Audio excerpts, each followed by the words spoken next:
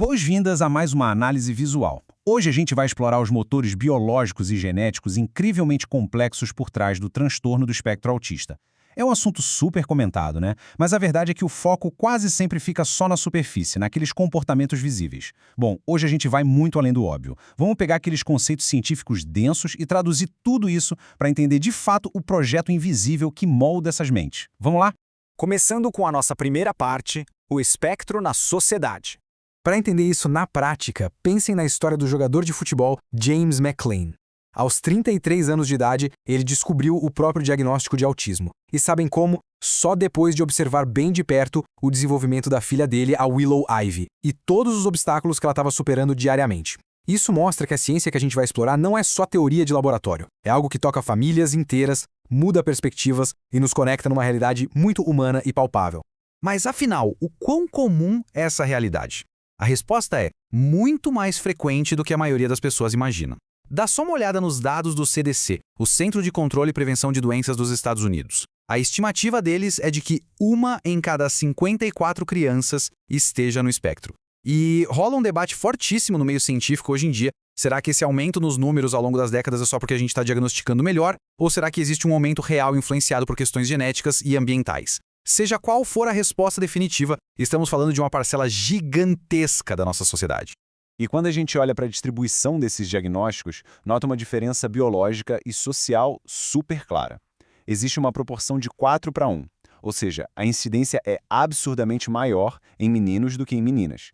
Os estudos indicam que isso pode estar bem ligado a diferenças genéticas entre os sexos e também a forma como a interação social acontece logo na primeira infância. Agora, como a gente define isso nos termos médicos? O manual DSM-5, que é basicamente a referência principal da área, classifica o autismo como um transtorno do espectro autista, o famoso TEA. E a palavra-chave que a gente precisa guardar aqui é neurodesenvolvimento. Não é uma doença que alguém adquire, sabe? É uma alteração que já está lá desde idades muito precoces, impactando áreas fundamentais do desenvolvimento humano. E a gente chama de espectro justamente porque a manifestação varia demais em grau, afetando a comunicação, a forma de interagir socialmente e gerando padrões de comportamento bem específicos. Passando agora para a nossa seção 2, a arquitetura do cérebro. A primeira coisa que precisamos desconstruir aqui é a ideia de que o cérebro autista tem algum tipo de defeito. Pelo contrário, ele tem, na verdade, uma arquitetura estrutural riquíssima, super complexa e configurada de um jeito diferente. A neuroanatomia é justamente o que ajuda a gente a visualizar as peças dessa engrenagem. E quando a gente dá um zoom nessas estruturas, encontra diferenças bem notáveis. A primeira delas é a hipoplasia do cerebelo, que, trocando em miúdos, significa um cerebelo menor. Como essa região que cuida do controle motor fino, isso explica certas características físicas. Depois, temos um aumento no volume de substância branca. Essas são as fibras que conectam diferentes regiões, então ter mais delas muda completamente o jeito que a informação viaja pelo cérebro. E por fim, rola uma atividade reduzida no córtex pré-frontal, que é basicamente a nossa central de comando para planejamento e controle de impulsos. É uma fiação cerebral absolutamente única.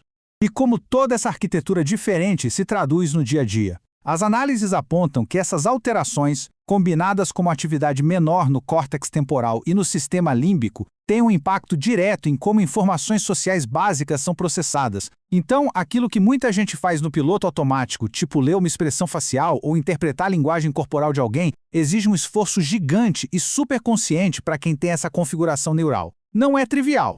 O que nos leva à seção 3, navegando os desafios diários. Aqui, a gente chega num dos pontos mais cruciais dessa análise, os comportamentos repetitivos. Sabe aquela imagem de alguém balançando as mãos ou vidrado num padrão específico?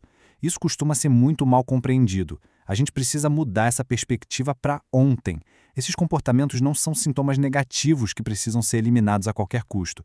Pelo contrário, são ferramentas absolutamente vitais. É o jeito que o cérebro autista encontra para regular uma hipersensibilidade sensorial extrema e gerenciar a ansiedade que vem de uma verdadeira avalanche de estímulos.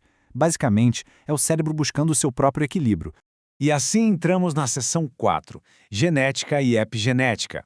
É fato que alguns casos bem específicos de autismo têm raízes muito claras em anomalias cromossômicas exatas, como o cromossomo X frágil ou a síndrome de Down, segundo as pesquisas. Mas a esmagadora maioria dos casos foge dessa simplicidade. O autismo, na real, é um traço super complexo e poligênico, ou seja, é uma dança extremamente intrincada entre múltiplos genes trabalhando ao mesmo tempo. Uma boa forma de entender isso é pensar na genética como nosso hardware. É lá que acontecem as mutações estruturais em genes específicos. O gene SHANK3, por exemplo, mexe diretamente nas sinapses, enquanto o gene TSC1 afeta o desenvolvimento dos neurônios. Mas, como a gente sabe, o hardware não funciona sozinho. É aí que entra a epigenética, fazendo o papel do software. Ela mostra como o ambiente externo, que vai desde as condições da barriga da mãe até fatores ambientais, altera a forma como esses genes são expressos, ligados ou desligados através de processos químicos finos. É exatamente essa interação entre o software e o hardware que cria o espectro.